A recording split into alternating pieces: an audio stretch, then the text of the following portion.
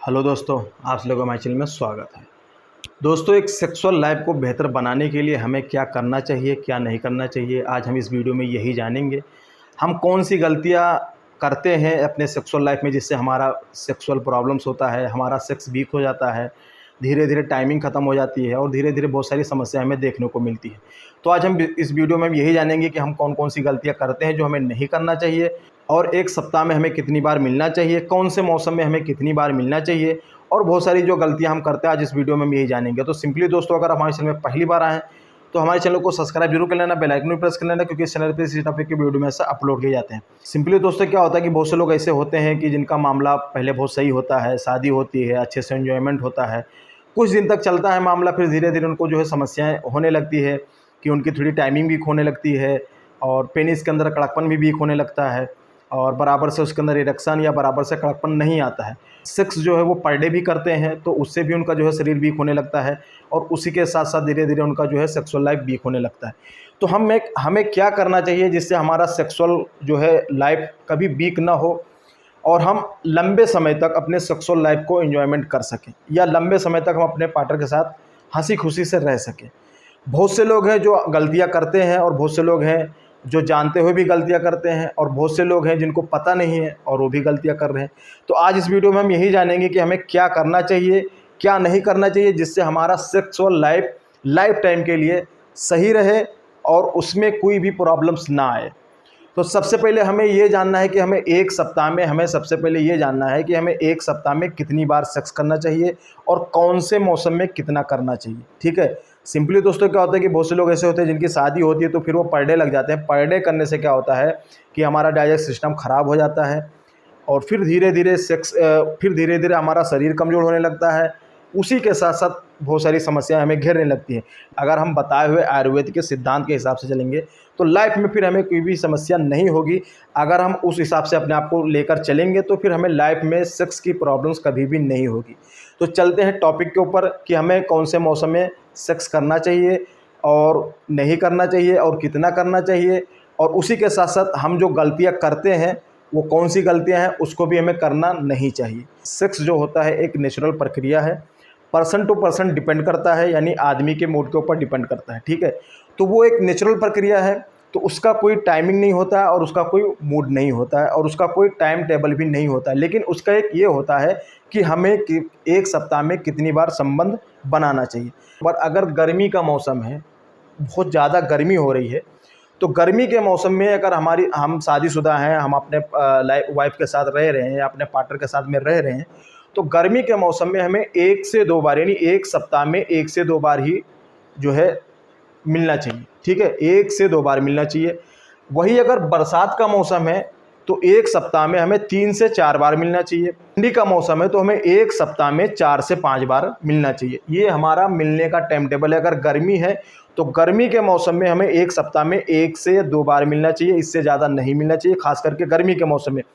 बरसात के मौसम में हमें 3 से 4 बार मिलना चाहिए।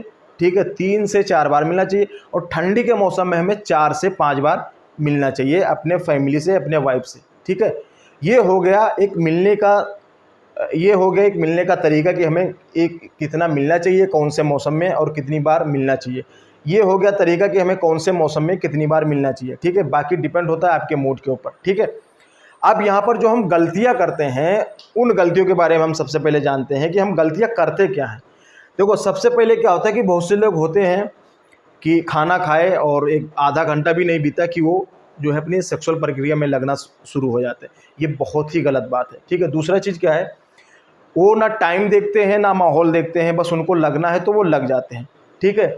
और फिर दूसरी बात क्या है कि मिलने के बाद में वो तुरंत अपने पेनिस को पानी से धुल डालते हैं। और चौथी बात क्या है कि वो सेक्स के दौरान जब सेक्स करके वो फारिग होते हैं तो वो थोड़ा सा पानी पीते हैं, अगर उनको प्यास की एहसास होती है तो पानी भरपेट पी लेते हैं। ठीक है।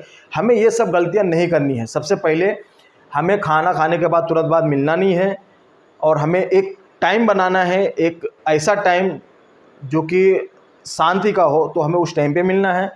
लिंग को हमें तुरंत जो है पानी से नहीं धुलना चाहिए और फ़ौरन हमें सेक्स करने के दौरान जब हम फारिग हो जाएं, जब हमारा मामला ख़त्म हो जाए तो हमें तुरंत पानी भी नहीं पीना। तो हमें करना क्या चाहिए, ठीक है, कि हमारा सेक्स जो है लंबे समय तक चले और लाइफ टाइम तक हमारा साथ देता रहे, और हमें लाइफ में किसी मेडिसिन की ज़रूरत नहीं पड़े, ना ही किसी तेल की, ना ही किसी भी मेडिसिन की हमें ज़रूरत ना पड़े। हमें करना क्या चाहिए जिससे हमारा सेक्स जो है लाइफ टाइम के लिए एकदम स्वस्थ रहे, यानी लाइफ टाइम तक हमारा सेक्स एकदम फिट रहे। तो अपने सेक्स को लाइफ टाइम फिट रहने के लिए सबसे पहले देखो, हमें खाना खाने के 3 घंटे बाद में हमें सेक्स प्रक्रिया शुरू करनी चाहिए। कितना घंटा? 3 घंटे के बाद में, ठीक है, तुरंत नहीं, 3 घंटे के बाद में हमें सेक्स प्रक्रिया शुरू करना चाहिए, 3 घंटे के बाद में, ठीक है। या अगर आप 3 घंटे के बाद में नहीं ले सकते तो एक नींद, यानी खाना खा के आप सो जाओ और जब आपकी आँख खुलती है तब आप मिल सकते हो, वो भी बहुत बेस्ट टाइम होता है, ठीक है। या फिर आप रात को 2 बजे से लेकर के 4 बजे के बीच में, रात से 2 बजे से लेकर के रात को 4 बजे के बीच में भी मिल सकते हो, या 4 बजे के बाद में भी मिल सकते हो।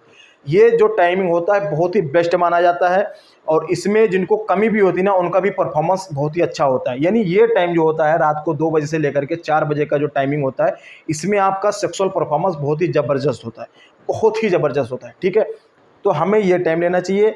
दूसरी चीज़, जब हम सेक्स से फारिग हो जाए, नहीं, जब हम सेक्स हमारा जब ख़त्म हो जाए तो हमें तुरंत अपने पेनिस को जो है धुलना नहीं चाहिए, किसी कपड़े से अपने पेनिस को अच्छी तरीके से साफ़ कर लेना चाहिए, ठीक है। जब हम सेक्स करके उतर जाएं तो हमें पेनिस को धुलना नहीं है, कपड़े से अच्छे से उसको साफ़ कर देना है। और साफ़ करने के बाद में जब कम से कम आधा घंटा बीत जाए, फिर हमें कोई मीठा, थोड़ा सा मीठा, मिठाई हो या खजूर हो, कोई भी चीज़ हो लेकिन मीठा होना चाहिए, उसको खा के फिर हमें पानी पीना है। जब हमें प्यास लगेगी तो हमें सादा पानी नहीं पीना, हमें कुछ मीठा आइटम खाने के बाद में हमें पानी पीना है, ठीक है। और हमें अपने तुरंत पेनिस को धोना नहीं है। इस तरीके से अगर आप सेक्स करते हैं तो आपको लाइफ में फिर किसी मेडिसिन की भी ज़रूरत नहीं पड़ेगी, और आपको कभी सेक्स के रिलेटेड कोई समस्या नहीं होगा। जिस तरीके से मैंने आपको बताया कि आपको खाना खाने के बाद तुरंत नहीं मिलना है, और एक अच्छे टाइम का इंतज़ार करना है, लिंग को तुरंत पानी से नहीं धुलना है, और फ़ौरन आपको पानी नहीं पीना है। करना क्या है कि खाना खाने के 3 घंटे बाद में आपको सेक्स प्रक्रिया शुरू करनी है, या एक नींद लेने के बाद में कर सकते हो, या 2 बजे से लेकर के 4 बजे के बीच में कर सकते हो। सेक्स करने के बाद में आपको अपने पेनिस को अच्छी तरीके से साफ़ करना है। साफ़ करने के बाद में आपको आधे घंटे बाद में आपको पानी पीना है, लेकिन पानी जो है कुछ मीठा खा के पीना है, ठीक है।